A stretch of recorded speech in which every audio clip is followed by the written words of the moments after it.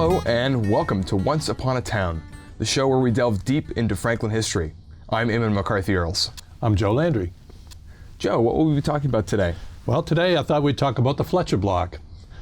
And the Fletcher Block was located on Main Street, and there were three buildings that were constructed on the Fletcher Block.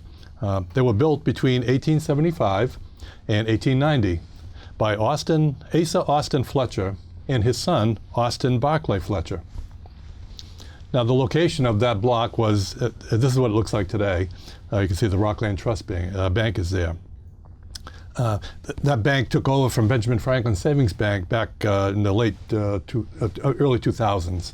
It used to be Benjamin Franklin. Before that, they used to be over on Dean Avenue. Now, this picture is from the 1888 book that was written by Dr. Mortimer Blake. And it shows the Fletcher Block. And there were actually in those early years, there was only two buildings on that block. You see the smaller block on the right and the larger block on the left. And there were three stores in the building to the left and two stores in the right. And the addresses were at 48 Main Street, 50, et cetera. 52 Main Street was the stairway leading up to the second floor for the larger building. I'll just point out for our viewers, I love the detail in this particular image, how they even added staircases and so forth, and the shadow you'd see inside the building. Right. I also think it's very interesting taking a look at the facade, all the little detail work that was very popular in the 19th century, particularly on the right-hand building marked Fletcher's Block, as well as the number of chimneys with so many different units within there, basically subdivided with their own fireplaces or wood stoves to heat the building during the wintertime. That's right. So, I discovered something about this. I had done some last-minute research on this presentation before I wrapped it up, and I'm glad I did. I went back to the Franklin Register clippings. That was the newspaper that was just before the Franklin Sentinel, and I'm glad I did because I found something about this block. The smaller building was the first building to be built on that block, but that building was actually built where the the larger building is. I discovered that. I says, wow. So it got moved basically about an acre over from. Oh no, well, just where it is. Like I'm not sure exactly where on the block where the big building is, but it was moved to that location there. And there's a newspaper clipping that shows that it was moved to an open lot or an open pasture or something. But it was right next to where the new one was going to be built. And this is actually, here's a clipping that talks about that. It said, the removal of the Fletcher Block was safely accomplished, and it now occupies a place formerly an open orchard. But it wasn't moved really all that far. It was just maybe 20, 30 feet maybe. But it was. And then there were two businesses in that building at the time. S.S. Ray and Charles Fraser had a drugstore there. And the article goes on to say, friends Ray and Fraser found the only disturbance was the insecurity of the steps. Other than that, it was okay. So the new building, the large one, will go up rapidly, and when it completed, it will be an ornament to the street and a monument to Fletcher's judgment, taste, and active public spirit. I love the way they reported news back then. I know it, yeah.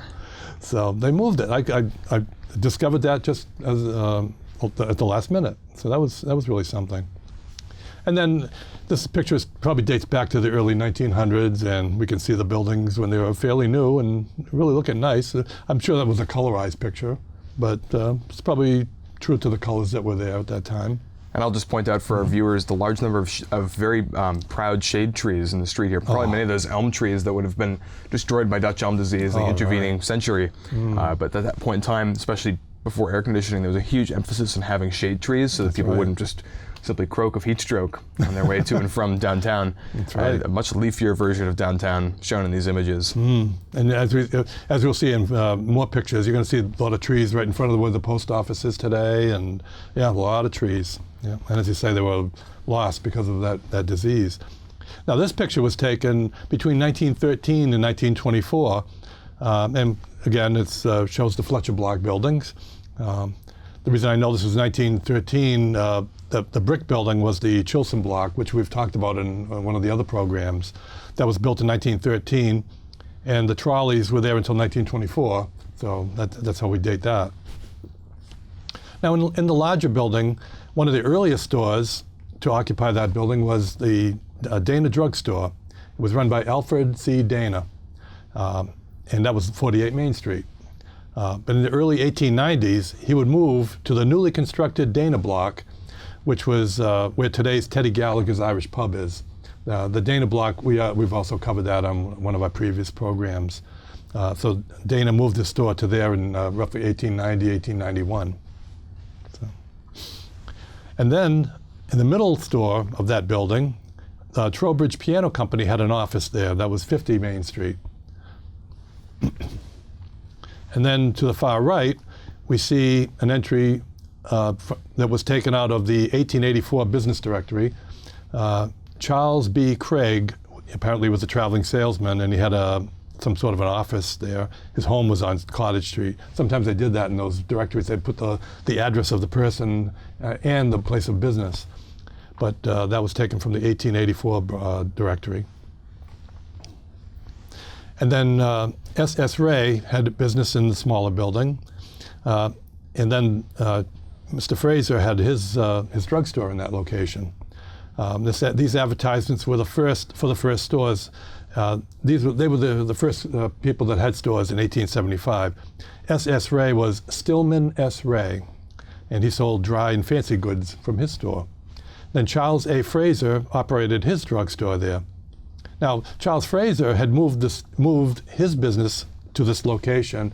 He previously had done business in the Daniels Block, and the Daniels Block was roughly where today's library is. The Daniels Block was lost in the fire of 1886. And so I'm not sure if Mr. Fraser he had to move from there when the fire happened. But anyway, that's where he moved from. So. And then upstairs, we talked about the businesses that were located in the large building upstairs. There were two doctors up there. Dr. Charles B. Hussey, he was one of the more prominent doctors in Franklin, and he also had a practice with Dr. Martin, and their practice was up on 52 Main Street, up above there. And this entry was taken from the 1913 business directory. Mm-hmm. And on the same picture, we see the First National Food Store. Now, in December of 1920, the First National store opened up at 56 Main Street in that block. And it opened up, it was called the Ginter store. And I did some research on that in Wikipedia, and I found out that Ginter changed their name to First National Foods in 1925 when they merged, or they consolidated with the John T. O'Connor Company. Do you have a sense of when this image is from? I think it's interesting seeing a horse-drawn carriage along with automobiles in one picture here. Right. I'm guessing it was around 1925. The woman in the carriage was Lydia Ray Peirce, the wife of Arthur W. Peirce, who was the headmaster at Dean Academy.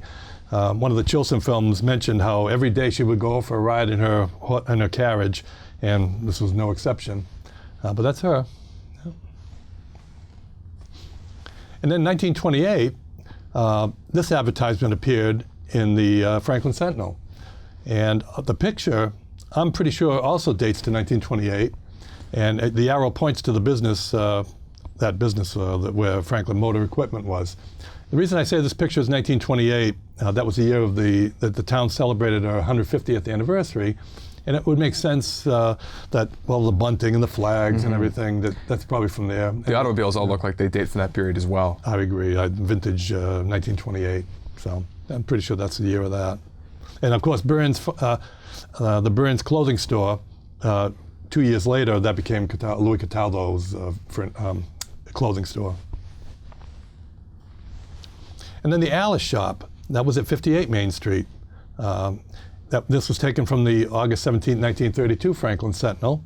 The Alice shop was owned by Miss Alice Pratt, and she ran her store there. I believe once that building was torn down, I think she moved down to the newer building, or the bigger building. And then in 1937, the Kingman Hardware store, I believe they had moved up from Depot Street. They moved into 48 Main Street. And then in August of 1944 in the Franklin Sentinel, we saw this advertisement, the merry-go-round. And they specialized in quality merchandise. And strangely enough, years later, there was the carousel. So we had the merry-go-round and a carousel. So. And Franklin Radio Franklin Radio also occupied one of the stores at 48 Main Street. That was in 1945. And then the Fashion Lounge had a store there. And the Firestone store had a grand opening in 1946. But probably the most visible store that a lot of us remember was Vargin's Market. They went there in 1946. And it moved from Clark Square. And I'm really wondering if that was originally Strickland and Rustino, because Henry Rustino also worked at Vargin's Market. So I'm wondering. So potentially bought out Vargin's Market at some point? I'm wondering, yeah. I'm wondering if that's when they refer to moving from Clark Square or not. But anyway, we know that the Vargin brothers opened their new market today at 54 Main Street, and that was 1946. And here's a picture that shows Vargin's Market. This was a 1958 photo. Oh, you can see the Firestone store there too as well. This is the inside of Vargin's Market. I was able to get this from one of the Oskey Franklin High School yearbooks. And it looks towards the front of the store. And there's the meat counter and the meat department. Many a time I'd go and to run errands and I'd get meat there. And Greg Vargin and Harry Vargin were there. And a gentleman by the name of Don Duncan also worked there for many years. Yeah. And then Helen's Fashions was in this, it was located at 48 Main Street. And the police officer is Walter Carr. He also served as the town's safety officer. And like a lot of people in Franklin, he had a nickname, Baldy Carr. He wasn't bald. He had a short haircut, but he wasn't bald. I just never could figure that out, but that was his nickname. And the classic inscrutable Franklin nicknames. Unbelievable. Yeah. Now, in 1950, the smaller building on the Fletcher Block was demolished to make way for the new Benjamin Franklin Savings Bank, and the arrow points to that new building. The bank had previously been located on 9 Dean Avenue, in the location where the Country Kitchen, a lot of viewers would probably remember the Country Kitchen and Art's Coffee Shop. That's where Benjamin Franklin Savings Bank was. Do you know when Benjamin Franklin Savings Bank started? I seem to recall they had a pretty long history, actually. They did. They started actually over at where the Davis Thayer Elementary School is today. That's where Davis Thayer had a big, his homestead there. And they had different stores, and Benjamin Franklin Bank actually started there in the 1880s, 1870s, I believe it was. And then they moved to Dean Avenue in the bank building, as it was called. So many banks were in that bank building. Franklin National started there, Dean Cooperative started there, and Benjamin Franklin moved there too. And then in March of 1951, the grand opening of the new bank building. So they had a big open house from 3 to 9. And then in 1890, the third building in the Fletcher Block was built. And this one was built by A.B. Fletcher, Austin Barclay Fletcher. We had A.A. Fletcher and A.B. Fletcher. I'm not sure if there was an A.C. Fletcher though, but Austin Barclay Fletcher was the father, and I'm sorry, Asa Austin Fletcher was the father. Austin Barclay Fletcher was the son, and he developed this building. And it was constructed in 1890, and those two stores were numbered 62 and 64. And the staircase in the middle led up to the second and third floor, and there were businesses up there, and they were also numbered 62 as well. And to orient our viewers, would this be approximately where Valley's Jewelry is today, right at the corner of Emmons Street? Just to the left of it. In fact, that fence you can see in the picture, that would be in front of the lot where Valley's Jewelers is today. Mm-hmm. Now, this is an interesting picture. A gentleman by the name of Enoch Waite, he was an industrialist in Franklin. He bought the Fletcher Cottage that was near Fletcher's Block, and it was moved to Summer Street to make room for that business block, the third block. Now, I did a little research on this cottage, and it was really interesting. The cottage was built in South Franklin and was moved to this location. And it was said to be the house where Dr. Oliver Dean was born. I thought, wow, I couldn't believe that.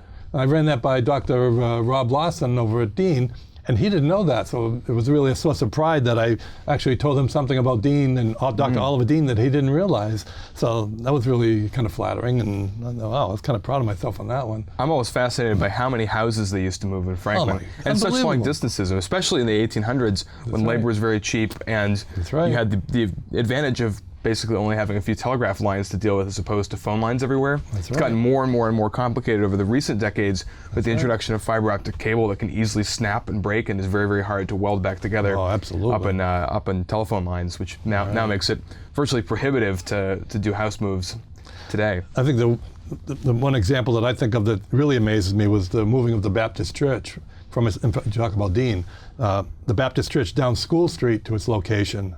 And it's like, wow, that was in 1872. And they did it within a couple of weeks' time. It's like, wow. So anyway, so the arrow points to the Fletcher Block, the Fletcher Cottage, I should say. And this was taken from May 2nd, 1890. So now this picture shows, this was taken before 1913, and it shows the third block in place. Bresnahan Grocery had a store there. And this was taken between 1913 and 1924. It's similar to the one we saw before. And you can see some of the trees on the left side of the street we talked about. And as I say, Bresnahan Groceries started there on 62 Main Street. They had previously done business over in the Ray Block. It seems like it's actually, from a dating perspective, an interesting thing with the trees right in front of the buildings, where this would have been taken at a different point in time, judging by the trees, than the one we just saw a second ago, potentially, unless the camera angle was just differently set up. Right. Now, Wilkes Drugstore. This particular advertisement appeared in December of 1892 in the Franklin Sentinel. And I mentioned how they had been previously located further down on Main Street in this particular building that we see in this diagram. That building was demolished, no, I'm sorry, that building was moved, another building that was moved, to make way for the Dana Block. What we're looking at is where the Dana Block and Teddy Gallagher's is today. And the building to the far right is the Hotel Darling, which was demolished. But that's where Wilkes Drugstore was. But in 1891, the Wilkes Drugstore moved to the Fletcher Block because they were going to demolish that, move that building. I keep saying demolish, but it's moved. And that was a story unto itself. But in 1894, Wilkes Drugstore went bankrupt, and Albert C. Mason bought the stock and fixtures of the store and became Mason Drug. And then this is when Mason Drug was there. And then this picture was taken in 1942. This is from the Chilson films. Then at that time, Mike Carney purchased Mason Drug from Albert Mason. He was an employee of Mr. Mason, and Mr. Mason was an employee of Wilkes. So it's amazing how these stores kept changing hands, going from one employee to another. So Howard Wilkes sold it to Mason. And then Mason, in 1942, sold it to Mike Carney. Now, Mike Carney kept the name of Mason Drug until 1950, at which time then he changed it to Carney Drugstore. But he put the sign up, it has M.J. Carney on there as the pharmacist. So, and the arrow points to Mike Carney. He was there watching the sign being put up. And then this picture dates from 1953. We can see now that Mason Drugs has now become Carney's Drugstore. And I know it's 1953 because of the license plates. I've got a license plate collection, and 1953, the license plates were black with the Massachusetts name on the top. So those are 1953 license plates. And I'll just add, because some of our viewers may not know this, that prior to the advent of really good stickers, license plates functioned the same as inspection stickers, essentially. So every year there'd be a new one that you'd get. It would kind of be a combined thing. So that's how you can look at pictures and zoom in really closely, and by color or by even the date printed on it, actually tell what year it is by all cars in the picture having, for instance, a 1953 license plate. So. That's right.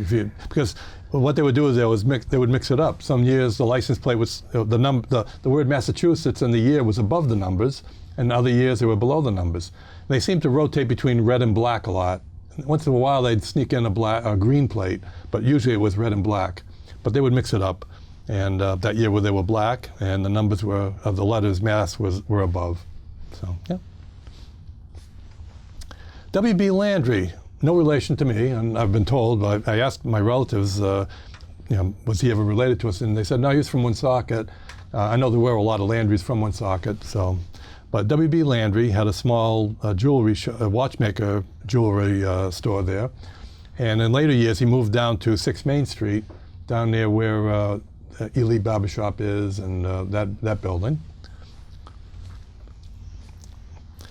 And then one person that was very well known it was John the Barber Monterotti. And he did business for many years at 62 Main Street. John the Barber. In later years, he moved to the building where the Fletcher Block was. And that, by the way, that building is still there today, but they reduced it in height. There used to be a 3-story building. Today, it's only a 1-story building. So in fact, it's pretty much the same building from 1913, just with the 2 top floors chopped off of it. That now sits between Rockland Trust and then the Franklin School for Performing Arts. That's right. Actually, now that I think of it, the building that we're talking about, where Connie's Drugstore was, that was a 3-story building. In later years, I'm not sure if it was because of a fire or whatever, they reduced it to a 1-story building. And now it's gone, obviously, because Rockland Trust took over. But yeah, so. And then Dr. Holden, Dr. Bradford B. Holden, also had his business there too. He used to be over in the bank building before. I remember going to Dr. Holden once, and in that location. My regular doctor was Dr. Mercer, but I think he was on vacation at that time, so I went to Dr. Holden for something. So that's really about the story on this block. Well, it's fascinating retracing the steps of the Fletcher Block. It's certainly been many different things from the 1800s to the present day. And today, of course, much of it's occupied by Rockland Trust Bank, which is definitely a fixture of local banking here in Franklin, having inherited in the late 2000s the Benjamin Franklin Savings Bank. And this will certainly be very interesting going forward, as with all parts of downtown, to see how our downtown evolves. That's right. And I look forward to hearing about more blocks of downtown Franklin with you. I look forward to it as well. Until next time, I'm Eamon McCarthy-Earls. I'm Joe Landry. Thanks for watching.